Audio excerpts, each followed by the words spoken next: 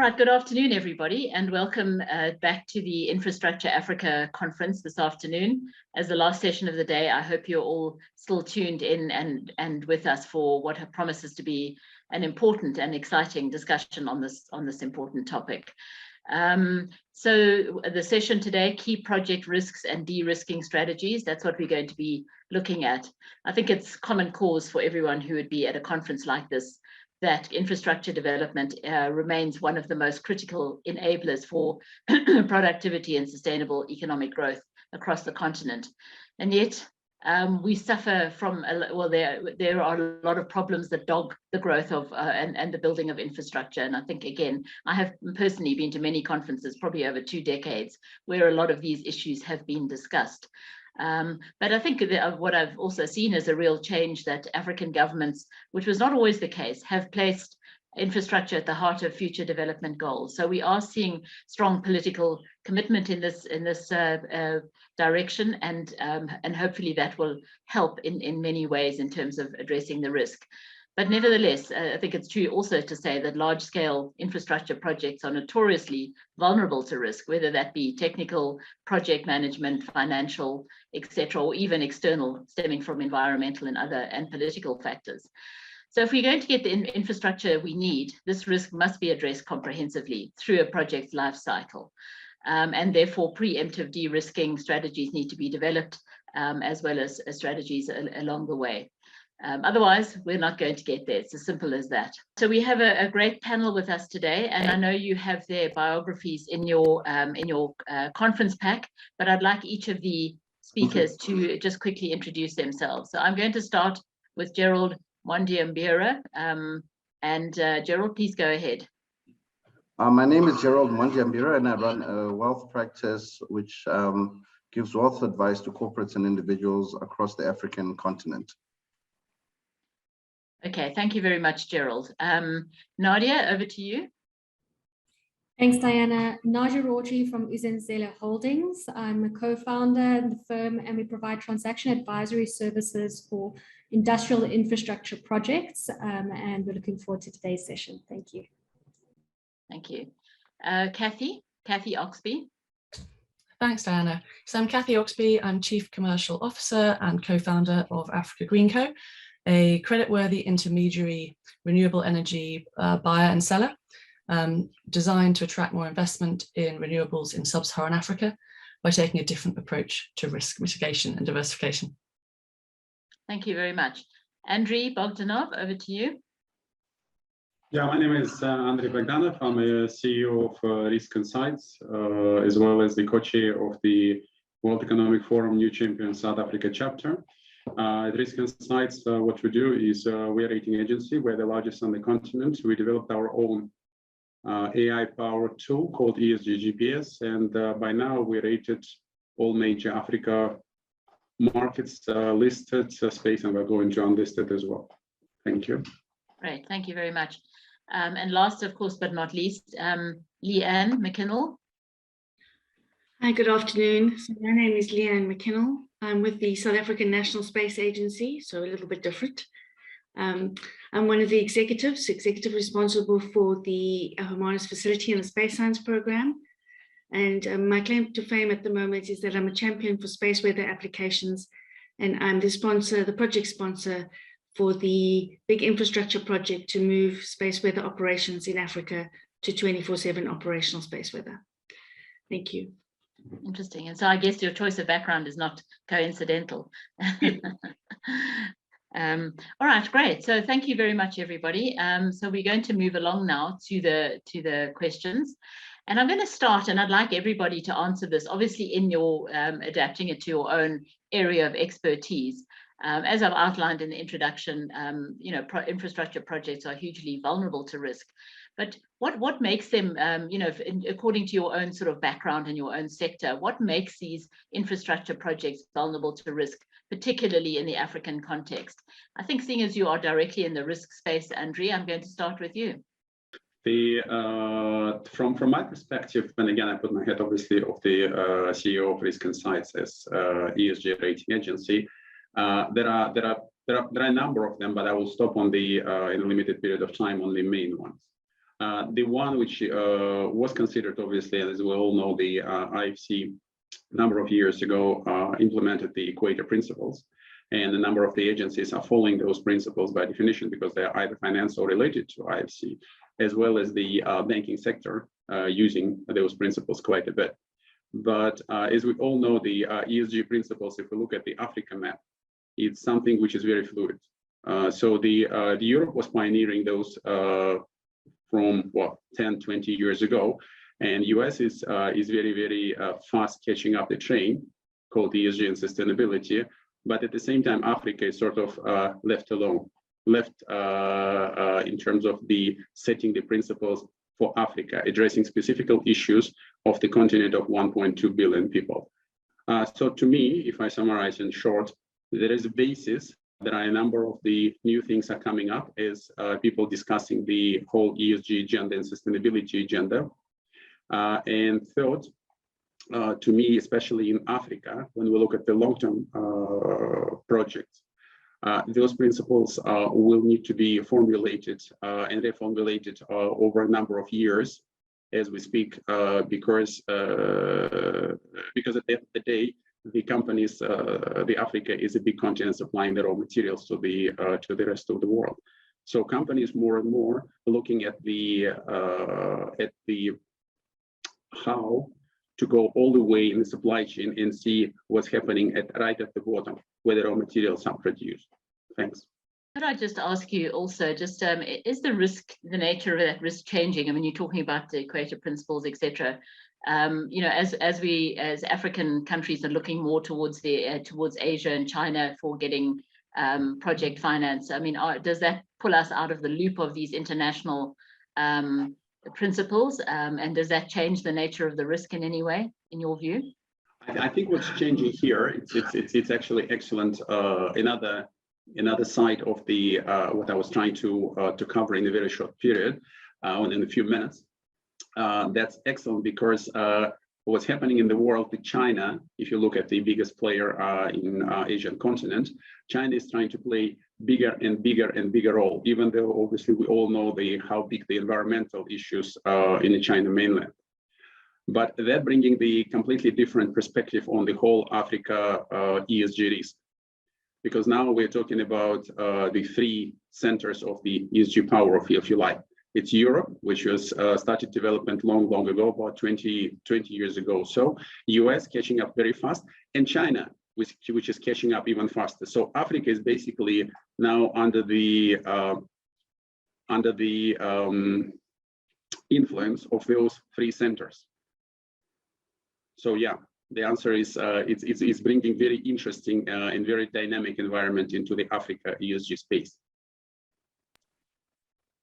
Great, thanks very much. So I'm going to move on to Kathy, looking at the energy space. What are you seeing there in terms of what is that particularly vulnerable to risk? It's a new sector, relatively new sector, I should say. And what are the issues there in terms of the risk profile? Thanks, Diana. And I mean, I think, you know, if we're talking about any infrastructure, whether it's energy infrastructure or roads or hospitals or whatever the asset that's being built, I think one of the fundamental risks is that they're physical, immovable assets. And so there's always that stranded asset risk and concerns around, you know, what happens in the longer term. We're looking at projects which have a life of 20, 25, 50 years, which need to survive multiple changes of government within that period. And given the nature of the asset, then the costs, high capital costs are recovered over that whole project life. But the costs are baked in on day one. The majority of the costs relates to the construction and the debt raised to fund that. And so, I think one of the risks is that a lack of perhaps full understanding in some places that those costs are locked in, and you can't 10 years later turn around and say, oh, it seems a bit expensive now. No, we're not willing to pay that. If you want this asset today, you have to agree and understand that that it's going to be paid for over that long term. And who can take that demand risk? I mean, I think we're very much in the camp that traditionally too much risk has been placed on governments to underwrite all of that risk, whereas really, we feel it's to a quite a large extent down to the developers and owners of these projects to understand the broader risk environment and be willing to take more of the commercial risk and demand risk, while reserving to the government the more pure political risk that really no one else is able to manage or mitigate. So, assets which are more fluid and more movable, are easier to deal with in that way, but you can't move a road. There aren't solar, potentially demountable at smaller scale, but the amount of civils work with wind and hydro, you can't move hydro. So I think understanding that some of the land issues, which can be complex in different countries and also vary massively from jurisdiction to jurisdiction. So a solid grounding and understanding of what those underlying physical realities are on the ground, and clarity around licensing, permitting, registrations, those sort of certainties are really essential for any infrastructure project, I'd say. Great, thank you very much. Yeah, I think it'd be interesting to know more about what specific risks you might have in the work you do, but we'll get back to that. Nadia, what are your views on this? You dealing in this particular space for a long time. So what we're seeing, Diana, is the big issue is who's going to pay at the end of the day. And where we're talking about political risk and where many of the African countries are at with respects to credit ratings, we focus more on the private sector requirements of demand and looking on banking at on those demands. So for example, industrial infrastructure that's required, and particularly in the South African context right now, where we have major challenges around energy security. That's where the primary focus is at this stage. When we talk about solar, we talk about renewable energy. Those types of projects are now well known within the South African sector. Financiers have found the time to understand it, and they're willing to finance renewable energy quite easily, provided there's a credible off-taker on the other end, and that the engineering firms that are putting up these projects are credible. What we are finding is that there are lots of engineering firms, particularly on the energy side, that are coming up. They're relatively new, they don't have the track record, and therefore they as engineering firms are not bankable in terms of their work. And that's what we're finding a major strain. Certainly around regulation, that's a major issue when it comes to infrastructure, irrespective of the type, whether the regulation is stable, whether it is clear, and whether funders can then take risk against that regulation certainty or uncertainty. So that's what we're seeing at the moment. What's really great is that there are grants available for industrial infrastructure to take on some of that risk. It's to limited numbers and values, but at the end of the day, it's going to come down to somebody paying for that infrastructure, and why we focus mostly on the industrial sector that can pay for it and have credible balance sheets at the end of the day. Thanks, Nadia. I just wanted to talk a little, just briefly more about the regulatory environment that you mentioned. And I see, Kathy, I think you said you're also involved in that, but what are the main risks in there? Are the regulations changing? Are they out of date? What is the main risk in the regulatory side? I'd say that the disconnect between policy and regulation and then implementation thereof. So at the moment, I think we've got really great infrastructure plans and intentions at the top of the food chain, but the capacity at a local level, at a municipal level, at a state-owned enterprise level to execute isn't currently there. And that's where we're seeing the biggest challenges take place, is the timeline it takes in order for permits to come into the hands of an off-taker in order for them to then go and actually raise the capital that they need and access that capital that they need to implement the project. Kathy, what's your thought around the regulation side? Yeah, I mean, I absolutely agree with you on the need for that clarity. And also coming back to the point you raised around a credible off-taker. I mean, you know, that's essential, and that's one of the key conundrums. I mean, you referred to the power sector. I think particularly in South Africa, the REAP programs have been massively successful, but they rely on a treasury guarantee. And if you weren't to have that treasury guarantee, then where are we? And the ability, particularly for commercial lenders, to fund, if they don't have that, and they're taking then risk on Eskom without that support, or moving, and the sector's moving more towards, as you say, the commercial industrial, but there's no government sitting behind those. And so really that's kind of where we're coming from and what we're working with in the context of the broader environment. And we're seeing that the regulatory environment is changing quite significantly in a number of countries. Our headquarters in Zambia, and Zambia introduced new energy sector legislation, was enacted in 2020, which clearly allows for intermediaries and traders to enter the market and is looking to promote more private to private, to shift some of the burden away from the national utility and therefore the government. You know, the traditional structures, not just for energy, you know, look at a long-term locked-in bilateral contract between the project and a state-owned enterprise. And a lot of risk then falls to the state to pay the availability or the energy payments over this long period with the government standing behind it. But the governments can't continue to provide sovereign guarantees for all of these huge financial commitments. I mean, we look at South Africa, and when South Africa changed the way that it recorded the contingent liabilities around the energy program, national debt increased by 36% overnight. You know, it's huge liabilities we're talking about here. And so, you know, what we're looking at is, let's recognize that we live in an interconnected world.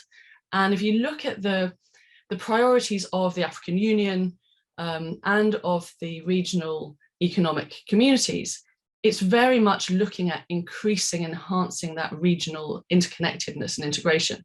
And so we should be working with that. In the context of Southern Africa, there is an interconnected power pool. So currently 9 of the 12 mainland countries are interconnected. Power is traded every hour of every day, but traditionally no one looks at that. You know, everyone's just looking at their own project and gold plating their long-term power purchase agreement, and not taking any risk on actually who's buying the power at the other end. And so, you know, sort of where we're trying to help shift the thinking to, and the thinking of lenders and developers as well, is if we believe that power is the enabler of growth and there is huge demand, then the private sector should be willing to take some risk on that demand. And so and without sort of focusing on us too much, the role of an intermediary, you know, can help to mitigate and diversify that kind of risk that we acknowledge is very difficult for a single project to take. If you have, you know, an IPP, independent power project developer, particularly if it's project financed, and you ask it to take market risk, then that's a huge ask. You know, the market prices are volatile, and project finance isn't designed to take that sort of those sort of fluctuations. But if you have, you know, an entity which is sufficiently capitalized in the middle that can cushion those up and down movements, because we believe the fundamental trajectory is positive, then that enables those projects to be built without relying on the utilities and the governments to backstop all of this huge new generation that we all agree is required. Right, thank you. That's very interesting. Thanks, Nadia and Kathy, for your interventions on that. While we're on the subject of money, before we get to the space race, I just wanted, Gerald, you're in that kind of inhabit the world of finance. What are your views about the financial risk and how this can be addressed, and who should be playing what kind of role? Look, I think the financial risk associated with investment in Africa is around sovereign risk. As Kathy pointed out, in a 50-year project, you could have 10 governments, and each government has its own ability to service debt and own priorities in terms of whatever domestic activities are going on. This obviously makes investors somewhat nervous, especially when they go into private-public partnerships, in terms of seeing that they're dealing with governments which have a good track record of honoring public and private partnerships. For some governments, it's still virgin territory. They've never done it, whereas other governments have proven that they can manage these kinds of projects, especially around infrastructure. So I would say the biggest risk around the money is that, and also business practices of the African continent. Call a spade a spade. A lot of officials want to benefit from public projects, and it's often come back to bite investors in the back when a regime change occurs and the new regime goes after the old one, and then investors get caught up with the dirty laundry. So to me, those are perhaps the biggest risk in terms of the money finding a home where it will be honored in terms of the agreements which are put in place. But I think most governments in Africa have now alluded to the fact that they cannot foot the bill or provide the necessary infrastructure for growth in their economies, and they have to embrace private partnerships and foreign investors, and also start looking at good governance in terms of their own behavior internally as they put these contracts in place, because it's become a competitive landscape where where before Africa was probably a 3 or 4 horse race in terms of countries with developed infrastructure, but now you're looking at 25, 30 countries which are probably competing for the same investment and are probably also at the same level of infrastructural development, because a lot of countries have done rapid catch-up. So investment is now having to be competed for. So it's also hopefully balancing out that risk around the financial risk of a long-term project which has to survive through several governments. Would you say, one of the problems identified by the African Development Bank is that a lot of countries are much more concerned with their kind of sovereign interest and not the regional interest, and that can frustrate regional projects, which as we know are vital to development. I mean, what's your view on that? Look, I think it's that whole competition. I think we spoke about the Southern African Development Community having a 9-country interconnected grid. There's certain beneficiaries of these power arrangements. The sellers are obviously won't say it publicly, but they don't really want their clients to suddenly have their own power production and become net sellers as well. So I think, as much as we want to have fair playing fields, countries are competing, and ultimately, where all things are equal, investment will chase the least risk and the most profitable location. And Southern Africa has a number of countries which are at very similar stages of development, and also in terms of having the workforce and infrastructure to compete. So I think from that environment, I think that's where we're facing a challenge, in that it's not always a happy team working together. There are winners and there are losers, and as much as we want to sell the whole One Africa message and Kumbaya, let's all develop together, certain nations want to be ahead of others. Well, you might argue that competition is a good thing, and it might promote development, but political risk is certainly extremely high on the list of risks. I think it's fair to say on many levels.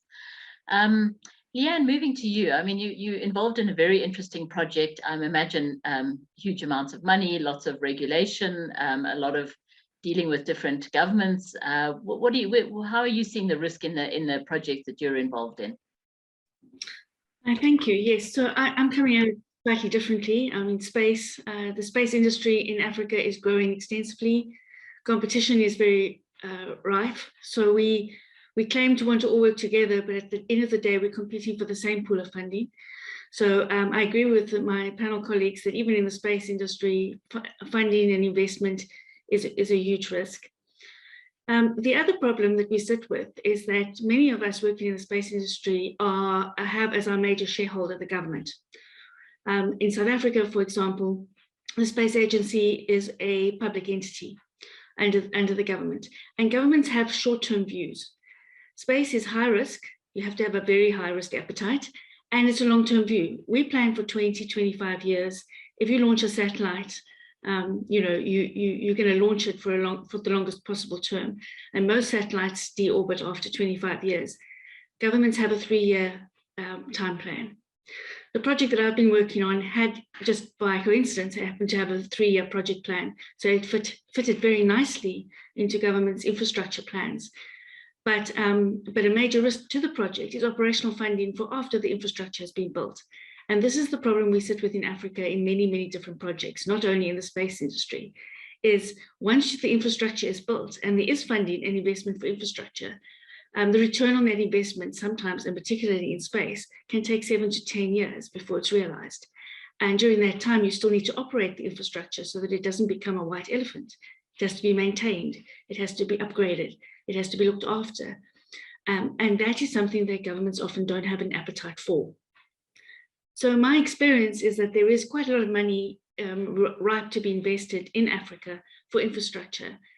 But some of the things that my colleagues have mentioned, like regulations, which are changing. So if you're doing something across border, you often find that the one regulation contradicts the other one. So you've got to try and find some kind of balance between the two countries. And that becomes very, very difficult.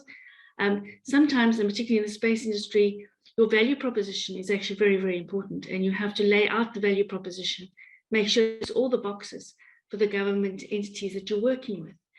Because if they don't see value in it, then they're not going to pay for the infrastructure, but they're also not going to support your return on investment needs.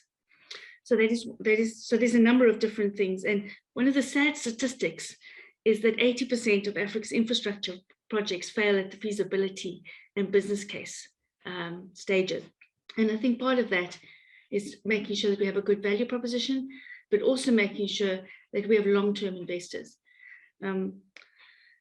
So I think maybe for me, and one of the other things I want to mention, if you're working with government funding, you have to take into account in your business case and in your timeline, in your project timeline, the fact that procurement processes in government are very long and very tedious. In South Africa, for example, to do a tender construction, you need 9 months minimum, if everything goes according to plan, before you can turn the soil on your foundations. And that is something that investors don't often understand and allow for in the planning. So procurement processes, lack of a long-term investment plan. So what is going to happen after the 3 years? Do you have a guaranteed funding? Somebody mentioned National Treasury standing as a guarantor is not always an easy thing. They're very reluctant, especially at the moment with so many conflicting government priorities. So I've said a lot of things, but I think maybe my points are that in space, we need a higher appetite for risk. We also need a long-term investment plan. Some of the risks that I see in terms of infrastructure projects in Africa is lack of viable and realistic business cases, and realistic meaning looking at timelines for investment procurement processes, who's in charge of the money, how do they want it spent, making sure that you get those cross-border politics right. And then also understanding that some governments only work on a maximum of 3-year cycle. And if you are building a road, for example, or in our case, Space Weather Center, you actually are looking at something longer than 3 years. So you need some kind of ongoing commitment to the project to stay within the government's 3-year cycle. Thank you. Sure, that's quite a long list of things, but actually I think it comprehensively covers infrastructure at all sorts of different levels. And that kind of brings me to my next question, and that's on the issue of accountability. You know, we talk a lot about this digital world that we're living in, and you think that maybe smart government would be part of this thing. Smart government in itself sort of almost precludes a lot of self-interest and things like that. Technology takes that away in building of institutions, which would then create longer-term stability for policy and a whole range of things like that. So really the question is, how do we foster a culture of accountability among diverse stakeholders? And I think we probably all agree that the key one among those is government, to increase the chances of delivering infrastructure projects on time and within budget. Andrea, I'm going to hand back over to you for your view on this. How do we increase accountability to make these things happen?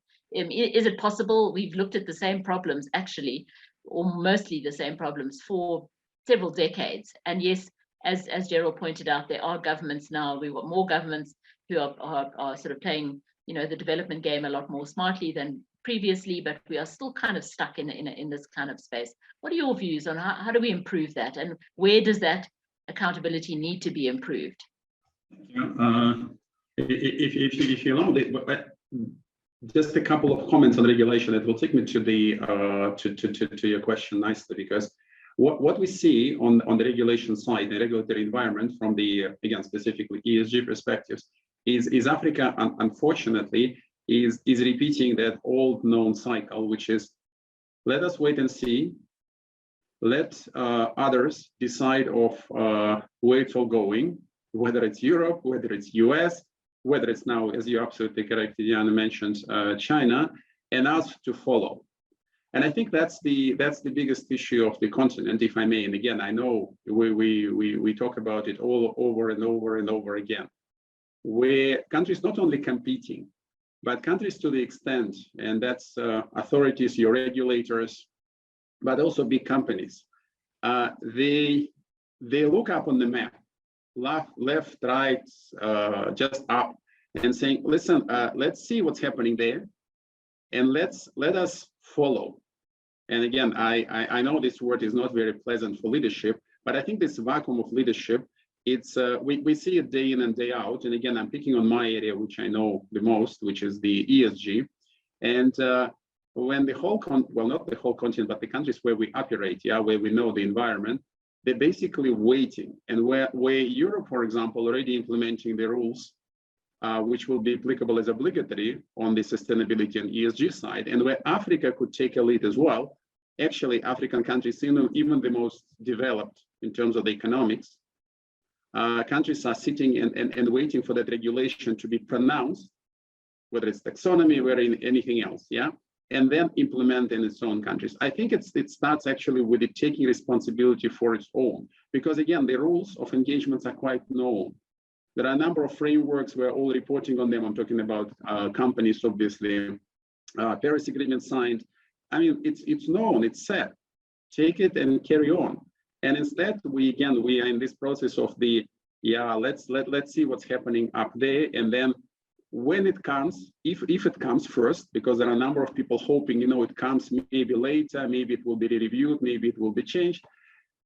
And it's very difficult to, in such circumstances, very difficult to talk about longer term projects when your investors are coming and asking very simple questions on how you're addressing the risk. And again, the environmental agenda, as well as social and governance agenda, becoming as important, if not more important than, well, not more important, but as important as the cash flows of your project. And how much money I will be making at the end, and how I will be carrying my debt, how I will be repaying those, I mean, the interest and the rest and the principal, yeah, depending on the structure of the project, of course. So those questions are not answered in terms of the regulation, where the countries are going, where the continent is going in terms of the ESG regulation. And the competition element is well there. So to me, that accountability is going back to the taking responsibility for its own when the rules are set globally, and lead it. And it will be mistakes probably, but without that leadership, vacuum of leadership will not take us anywhere, because that's where accountability is coming from. The leadership, taking responsibility for your own destiny.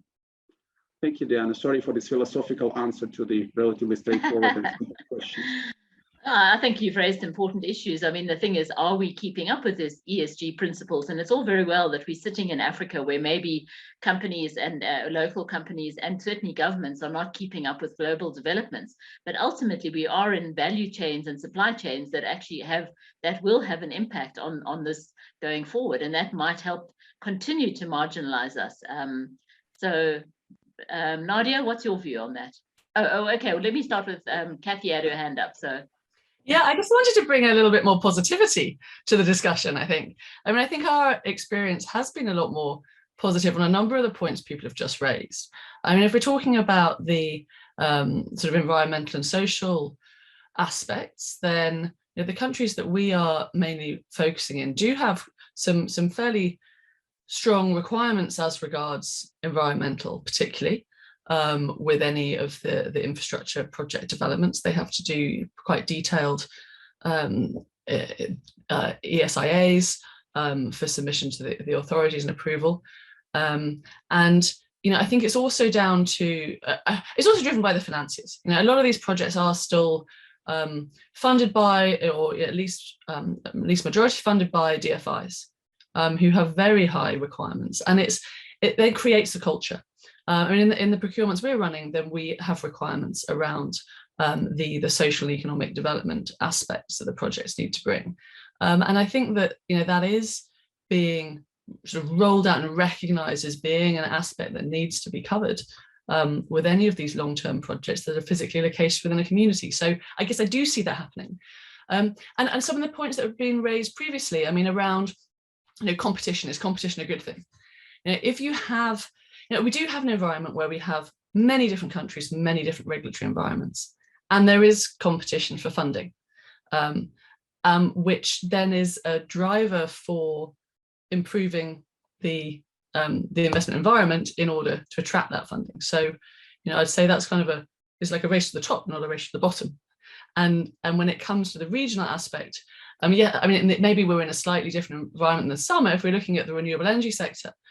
If we're looking, for example, at the Southern African Development Community, and you look at the distribution of renewable energy resources, it's only by working on a regional basis that you can most efficiently manage those resources. So it's really a win-win.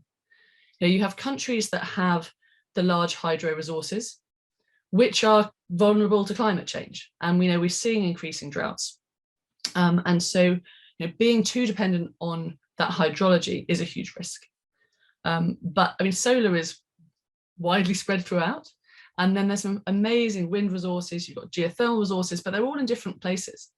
And so if you can start to use all of those resources more efficiently on a regional basis, so you effectively use the large hydro as quasi batteries to balance off the intermittent generation coming from the solar and the wind, and then that promotes regional trade, uses the resources efficiently, and everyone wants to be a net exporter.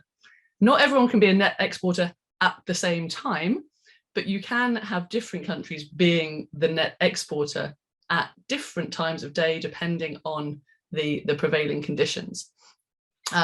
The Southern African Power Pool has been running for over 20 years, and I say it's managed in Harare. There's a fully functioning, professional team that run that, and they recently changed their membership criteria.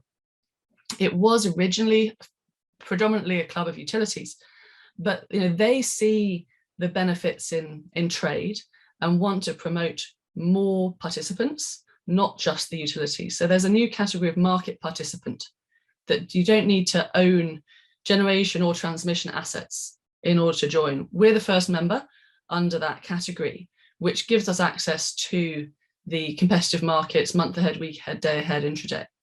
But the push is to do that. And then you look at the regulatory side. In order to enable entities resident in the different countries to participate, then obviously the domestic regulations also have to allow that. And those rules are changing, and RERA, the Regulatory Association of Southern Africa, in the energy sector, is currently an association, but looking to move to an authority. So it will have more power to harmonise the rules and create that level playing field. And in terms of the sort of longevity of these projects, as Gerard was also talking to, yes, there is risk around changes in government, but if you do your job properly and work, with the public sector stakeholders throughout the development stages, and work, we've always worked through a combination of a top-down and bottom-up approach. And with a change of government, the top changes, but not the technocrats don't change. And so if you focus, also your efforts and energy to get the technocrat level comfortable with what you're doing, then even if there's a change of government, you still have that body of support from the actual, the teams who you're actually working with day to day. And so, I think some people think if they just come in at the top, then, the message will trickle down, but that's a fairly short-term view. I'd say you need to really ensure thorough, understanding of what you're trying to achieve, and that, you're aligned with what the country itself wants to achieve. So I say we've had a sort of, on all those aspects, a much more positive experience than some of my fellow panelists are perhaps suggesting. Oh, good to hear. I mean, I think that trickle down and the technocrat issue is important, although we have seen in South Africa how much power a minister can have over something like the energy sector, and no matter what the technocrats might say, or the president at times, I think. But now we talked about, deferred funding a lot of projects and so on, but now we have raised the issue, Andrew was talking about China. There's a lot of funding coming for infrastructure. I think some governments are sort of impatient while they're still getting funding from Western sources. They are looking for quicker funding, faster turnaround, perhaps more opaque conditions, or conditions that are certainly not filtering down to the general public. And we've seen a lot of that happening with the rail and projects like that in Kenya, etc. What is your view? I mean, just broadly on the topic of accountability, but also just any experience of these different funding sources having an effect on accountability. So what we do see is that certainly where funding is coming in from the Asian continent, there's a drive to ensure that not only the finance comes through Asia, but the implementation capacity comes from Asia as well. So whilst it makes a lot of sense to deploy that capital into the market with, as you say, somewhat opaque views around the financing structures, what happens is that we've got the implementation capacity coming in from Asia as well, and not creating sufficient in-continent capacity. So it is a short-term solve for a long-term loss as such. But at the end of the day, power, water, these basic infrastructures required are needed immediately. So I think there's always that trade-off that governments are faced with. But I think at the end of the day, for me, again, what I keep going back to is we can talk about accountability from a public sector perspective, but talking about it from a private sector perspective also becomes really important. We talk about ESG, we talk about the requirements in capital raising, 80% of projects failing at feasibility. Part of the challenge is, construction companies not investing sufficiently into the feasibility upfront, the business cases upfront, not bringing in the commerciality and expecting public sector, whether it's funded through the West or through the East. Construction companies are expecting somebody to pick up that tab, and I think Kathy, you mentioned that earlier as well. At the end of the day, it's construction companies that need to take on some more of that risk, get into the feasibilities, get the EIAs sorted, because certainly with DFI funding, whether it's for infrastructure or industrial expansion projects, EIAs have seen many a project just dissolve completely. Even if there is a business case to be had, without the investment into an EIA, into the zoning, into the permitting, into the requirements of pre-feasibility and bankable feasibility from that perspective, projects are simply just dying. And nobody's taking that risk. Public sector is not taking that risk. The West isn't taking, the Western financiers are not taking that risk. The Eastern financiers are not taking that risk. And private sector is not. So to a point of saying, how do we solve this problem from a global trade perspective, looking at value chains, to Andre's point, commodities are coming out of Africa, and eventually that commodity is sold on an American shelf somewhere or in Europe somewhere. How does a global view around solving this problem start coming into play? And we're not seeing that yet. We're really not seeing it. Nobody wants to take the risk. Everyone wants to pass the risk over to somebody else. Well, you So know, the accountability is lacking completely, Diana. To answer the question on accountability. Okay, so well, you know, what I'm hearing and what I read and what I've experienced is a lot of these problems are age old, as I keep saying. Why are we not able to move forward sufficiently? And Kathy, I hear what you say. You are in a newer kind of I think a lot of the problems exist in legacy sectors, and you're talking about transport, etc., where, you know, things like maintenance have been a problem. We've got a lot of infrastructure that's not working, and now we want to build new infrastructure over it. And a lot of these are certainly legacy issues, which perhaps renewable energy, and certainly we saw it with telecoms, were able to move forward a lot faster because they weren't constrained by the old kind of regulation and the old attitudes. And I think renewable has a chance in that respect as well. So Gerald, I'm going to turn to you as, you know, as this kind of a, you said, you know, the realities. What are the realities here? I mean, why are we not able to move this forward? Is the risk deemed to be too high in many sectors? Is the maintenance an issue? The fact is, Leanne was talking about, you know, how do you, it's not just a case of building the infrastructure, it's like the risk continues after that. What do you see? Why in some cases are we stuck? I mean, taking Kathy's point that we're not entirely stuck, but why are we not moving faster? Why are we stuck with many of these problems that are decades old? I think it's also got something to do with the demographics of African continent. Africa has a very young population. So for future projections, anything you do in Africa now will eventually come right in the future. But as Nadia is pointing out, who is willing to take the risk now for something that's only going to start realizing a profit or breaking even at some point in the future? Africa's numbers always look good in terms of population and potential. But also if you look, Diane, at historically, how many times Africa has failed to fulfill and live up to its potential, it's part of the reason why no one is always at the front of the line to take up a risk in any African opportunity. I think the opportunity remains there in that we have that population, and eventually this population can become consumers. But it's about timing. I think we are at that point where it's a little bit too soon to rush to invest, but someone needs to start the march. And China had started the march in terms of advancing a lot of capital to African countries, but even they have got their fingers burnt.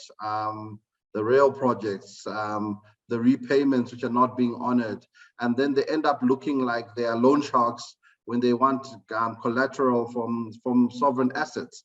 So they've just taken a viewpoint. They also now don't want to tarnish their name and reputation for simply enacting terms of a contract.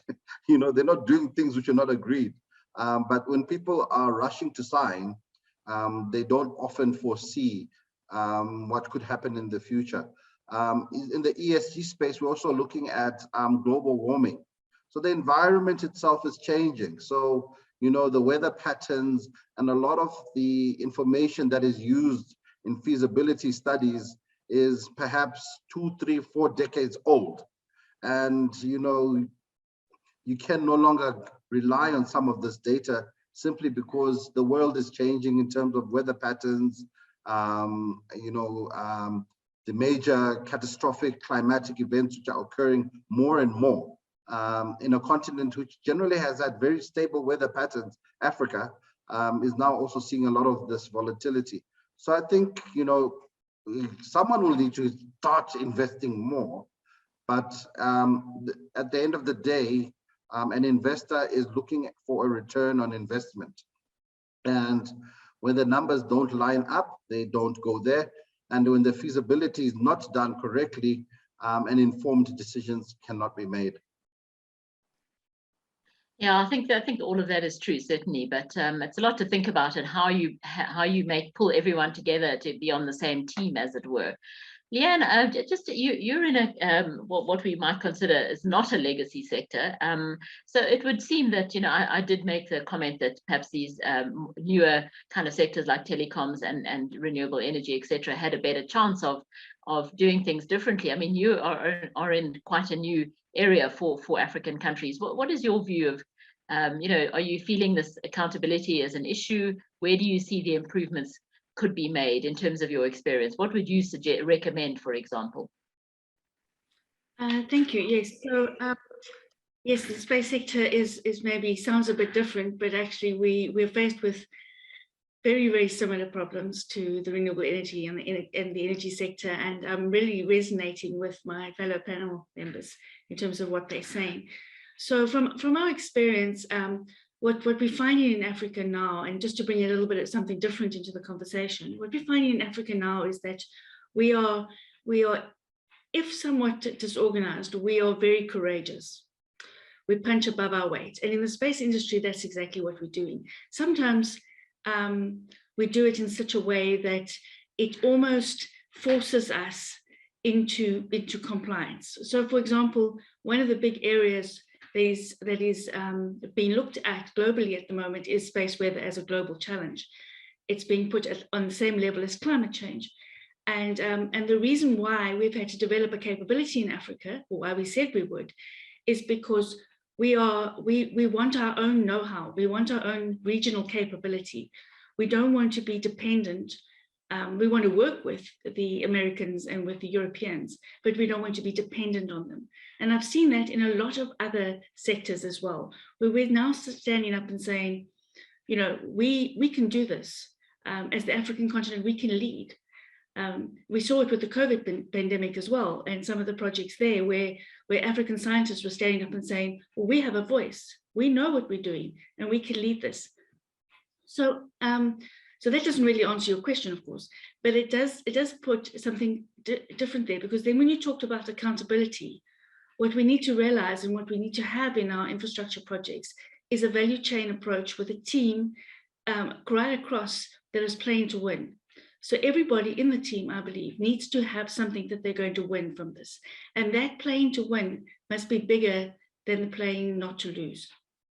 So if we have, there has to be leadership, and I agree with, I think it was Andre who said that often accountability is leadership challenges. We feel that across all the sectors. You have to have a strong leader who is the sponsor, but you also have to have a strong value proposition that talks to how each sector or each component of the project is going to play to win, and where everybody gets more out of winning than out of not losing, if I can put it like that. And once you have that right, it sort of comes together. But if you will allow me, I want to just give an example as well. So one of the other things that we don't talk about a lot is international reputation. Now, often in some of the sectors, the infrastructure projects are about compliance. It's about international compliance. So you have, for example, in the aviation sector, you have the International Civil Aviation Organization, and they put a lot of compliance requirements on our states. And they don't worry about whether you're an African state or a European state or a US state, or whether you have the money or not. If you want to fly and you want a license to fly paying passengers, you have to comply. So that puts a burden on the state. And that's one of the things that many of us don't like. For example, in space, some of our space infrastructure projects are actually linked to international compliance. So the state is almost embarrassed into funding your project. But that doesn't mean that they take accountability for the project, of course. You still have to push that, and you still have to make sure that there's something in developing a regional capability. So I think in terms of accountability, you have to look at, again, the value proposition, and you have to look at what is it in it for every team player along the way. What makes it so successful for them that it's better to be successful than just not to lose. Thanks. Play to win. I like that. So, and that brings me actually quite neatly into our last round. Just a quick answer from all of you, and I think Leanne has already offered hers. What just if you could name one key de-risking strategy that you would offer, you know, how do we de-risk this process that seems to be quite problematic? Kathy, I think I'll start with you. Just one. I mean, I think if I had to pick just one, I think it would be use diversification. It's a commonly recognized way to mitigate risk. Don't put all your eggs in one basket. And the existence of, I appreciate it's different for energy where electrons can flow. It's different to perhaps some of the more fixed infrastructure, but recognize that electrons are fungible. You can substitute your buyer if there are payment defaults. You don't need to turn straight to the government to stand behind it. So diversification regionally, technology, on both the supply and the demand side. And that's really what underpins what we're trying to do. And if I just also add though, I mean, in terms of moving forward, risk perception changes as familiarity increases. And, looking at renewables, quite a long time ago now, renewables were all untested, and everyone needed some kind of protection for construction or technology risk, whatever. And that's long gone. We should be putting all of that risk firmly on the private sector. There's no justification for the public sector taking that. And in my view is also, traditionally, the off-takers have been required to purchase all the power that's generated, even if it's way above base case and not what they're expecting. Well, why? You've already covered your debt and equity in your base case projection. So why should you put that burden of paying for all the extra and providing a massive windfall to the private sector? But there are new risks that arise. And if we're looking more at the private to private environment, then the role of the utilities changes, and we're now fully dependent on them to wheel the power from A to B.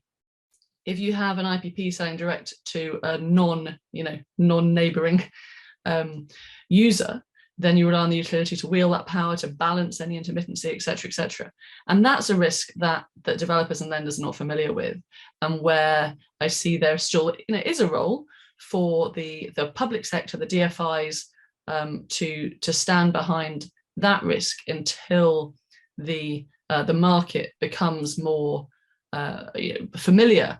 And luckily there are various institutions that are willing to support innovative models and take novel risks.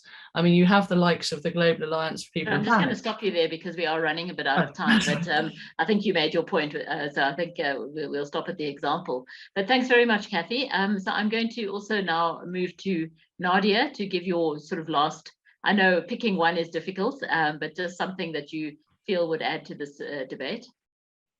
I think an increasing approach on triple Ps at a smaller scale. Triple Ps at the moment are too large scale, and not enough infrastructure can be rolled out in that way. So bringing it in at that lower level, and really a lot of research around commercialization upfront, and finding that offtake through whatever needs to be done.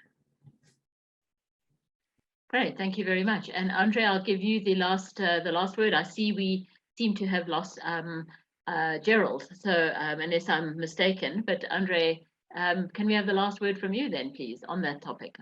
Thank you, Leanne. And let me finish on the very positive note, which I heard from actually Leanne a couple of minutes ago, which is and I'm taking it from the ESG perspectives, which is we have a role. We are here, I mean, as a continent to stay, and we are 1.2 billion people. So there is no way anybody in the world will address any of ESG risks without Africa. And that's a very, very strong point. So it's just for us to take it over. And it's the advice for the investors, as well as from the risk mitigation perspective for the longer term projects and all infrastructure, longer term projects, to me would be a stay alert. and do not underestimate the risks on the environmental, social, and governance, because those ones are becoming, they're taking the world by storm, and they will be in Africa full-blown, full-scale in the next few years. Because again, my point number one, without Africa, those risks will not be addressed, either E, S, or G, none of them. Thank you. Great. Well, thanks very much, everybody. We've had such a wealth of information here. It's been fantastic. And as you say, I think we could each have an hour. Well, each of you could have an hour to yourselves. But unfortunately, that's not where we are. And I'm sorry we've lost Gerald. But thank you for all of those who are still here. And Gerald, when you are hopefully seeing this later. And thanks to everybody at the event for listening to us. And good afternoon. Thanks very much.